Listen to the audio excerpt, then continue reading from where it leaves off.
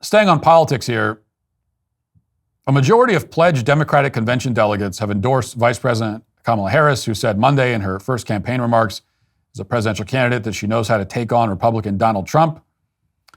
Harris has been quickly consolidating support around her day-old bid for the Democratic nomination for president, with seemingly all of her major potential rivals rallying around her less than 24 hours after Joe Biden announced he was bowing out. Okay, so Harris has locked up a majority of the delegates. She has all the donors. She has all the endorsements. All of her potential challengers have kissed the ring. So she's the nominee. You know, barring some unforeseen event, which you certainly can't bar, as we have learned. But barring that, she's the nominee. You may remember all the way back to yesterday when Harris was claiming that she would do everything she could to earn the nomination. Well, it turns out that process took about 12 hours. You know, when she said that she'd fight for the nomination, she meant that she would wait 12 hours and then announce herself the presumptive nominee, which is what happened. And now, after a long campaign of half a day, she has it all sewed up. The whole thing's a farce, of course. It was a coronation from the very beginning.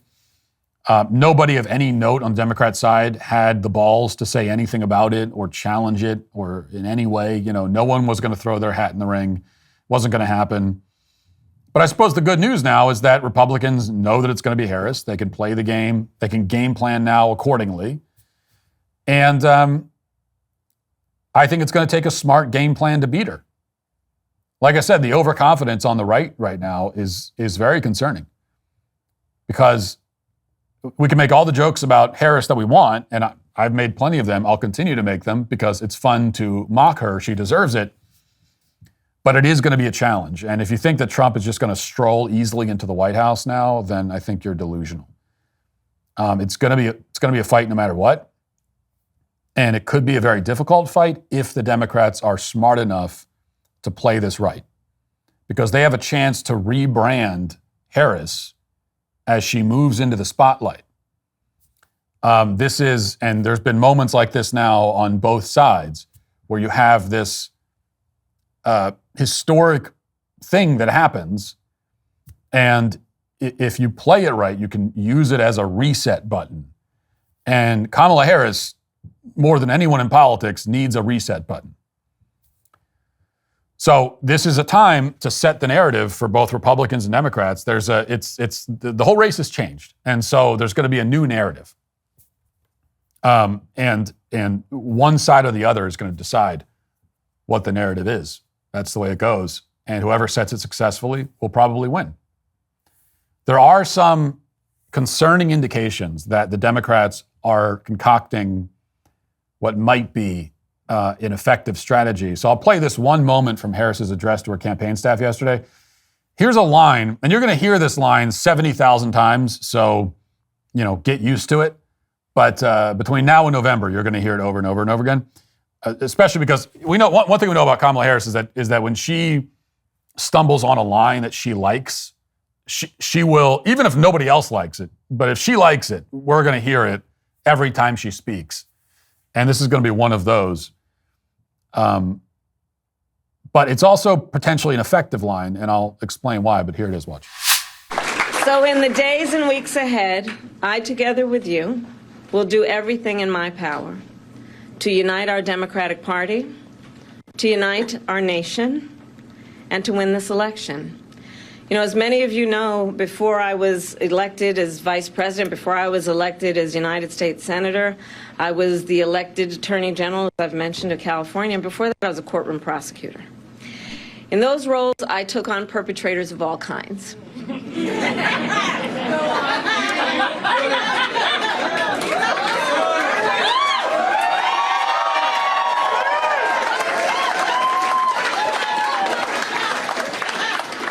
Predators who abused women, fraudsters who ripped off consumers, cheaters who broke the rules for their own gain. So hear me when I say, I know Donald Trump's type. Okay. I know Donald Trump's type. You're gonna hear that, as I said a million times. She's going to say it in the debate. Call it right now. That line is going to be said at the debate. And conservatives are scoffing at this line, but scoffing's not going to be enough. And I think conservatives are scoffing at it because they're saying, oh yeah, like this is what you guys have been trying to do. You've been trying to paint Trump as a criminal and it hasn't landed. Not only has it not landed, but it has backfired fantastically against you. And so I think that's why many on the right are seeing that and saying, yeah, okay, yeah, go run with that. And yes, it's absurd to compare Trump to any of those types of criminals. It's absurd to claim that Trump is a criminal at all. He was convicted, yes, but in a political show trial. He's not really a criminal. He didn't actually break the law. And that's the truth. But of course, the truth doesn't matter in politics. All that matters is what people believe the truth to be. And but I think that this kind of angle presents a challenge, and I'll explain what it is. And it's not even really about bringing up the fact that Trump's been convicted of a quote unquote crime. That's not even, like, when I hear that, there's a part of me that says, uh-oh. And it's not because she's bringing up the Trump stuff. That's got nothing to do with it. Here's what it is. There are two versions of Kamala Harris. The first version is the courtroom prosecutor who was attacked for being too zealous in prosecuting supposed nonviolent drug offenses. You know, the tough as nails prosecutor who's going after the bad guys.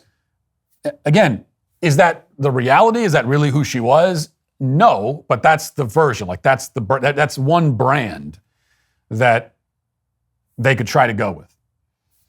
The second version, the second brand, is the bleeding heart liberal who bailed out BLM protesters. Rioters.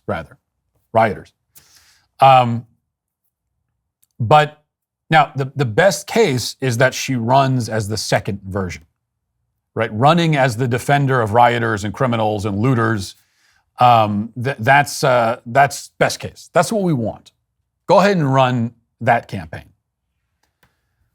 But if she runs as the first, and that line you just heard is the first version talking, then it's a challenge, because then what will happen is that Democrats, rather than in the midst of this crime-infested society we live in, and people are fed up, just sick to death of living in communities that are unsafe and they can't bring their kids out in public and all that kind of stuff, rather than Democrats doing what they've done for so long, which is to like tell us that we should like that or deny that it's happening, or tell us that we should feel more sorry for the criminals.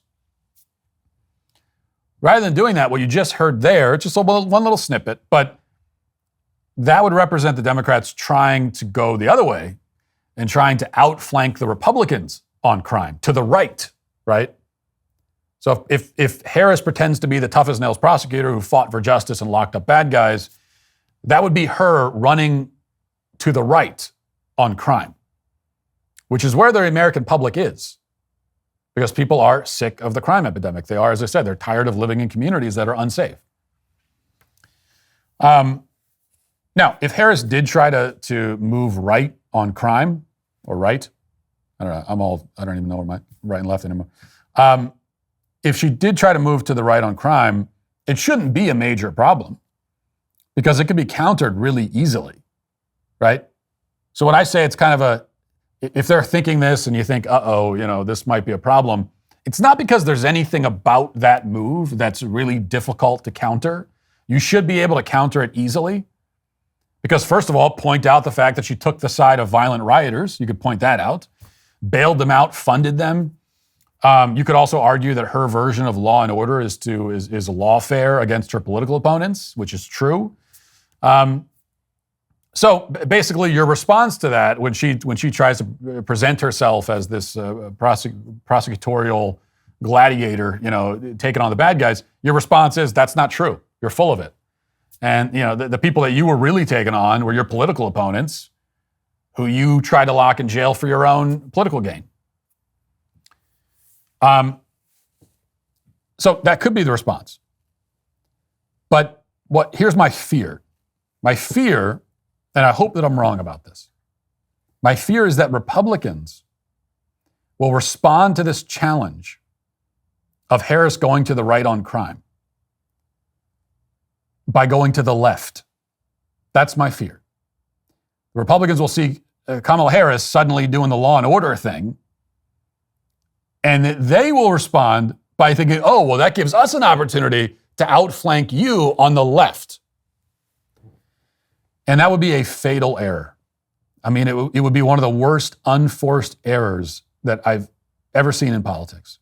And I hope it doesn't happen. But I've seen rumblings of it. Like I've seen there are people, and nobody really of note that I've seen yet, although maybe they haven't, I haven't seen it, but I've seen conservative accounts on Twitter, for example, tweeting that, Kamala Harris, she, what about all those nonviolent young black men that you locked in prison? Like that kind of thing. This is my great fear, is that the Republicans decide that is the good response. Okay, so you're not going to be the bleeding heart liberal on crime, then we will. And now we're going to be the ones saying that actually the justice system is rigged against black people. It is racist. And now we're the ones standing up for you. Again, I hope I'm wrong. I hope that's not the move. It would be disastrous. Absolutely disastrous.